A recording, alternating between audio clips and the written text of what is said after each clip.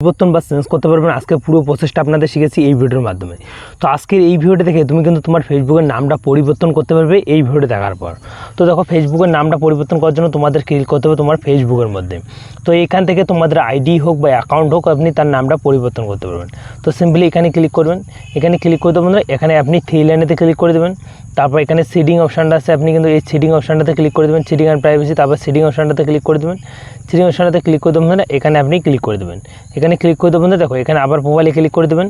এখানে ক্লিক করে দেবেন, সিম্পলি আপনাদের ফেসবুকে ক্লিক করে তুমি কিন্তু নেমে অপশানটাতে ক্লিক করবে। এখানে দেখো ফার্স্ট নেম, তুমি এখন তোমার ফেসবুকে যে নেমটা দিতে চাও তুমি সেই নামটা এখানে রাখবে।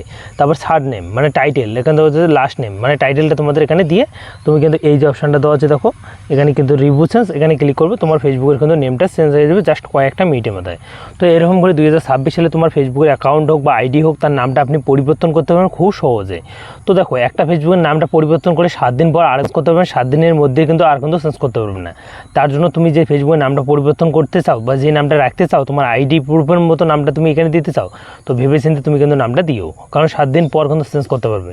তোমার লেডিসের জায়গায় যদি লেডিসের নাম দিয়ে থাকেন, তো লেডিসের নামে কিন্তু তোমার 7 দিন কিন্তু তোমার ফেসবুকের নামটা কিন্তু ওটাই থাকবে, 7 দিন পর চেঞ্জ করতে পারবেন। আই হোপ আপনাদের বুঝতে পারছেন। ভিডিওটা ভালো লাগে অবশ্যই লাইক করে চ্যানেলটা সাবস্ক্রাইব করে নেবেন।